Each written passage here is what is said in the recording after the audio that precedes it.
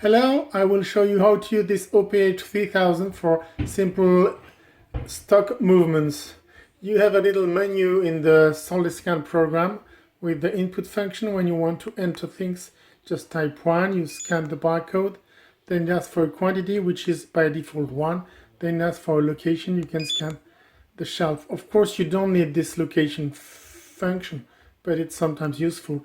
If you want to make an output, you go to escape key, then you select output, and you do exactly the same thing with the quantity, let's say 2 this time, and then the location. So you can see that it goes very fast. And then when you have just finished, you go back to the PC and you select the download function.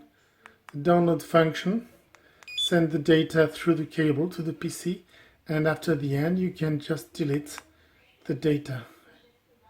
That's as simple as that. Thank you. Please visit soltisoftware.com website.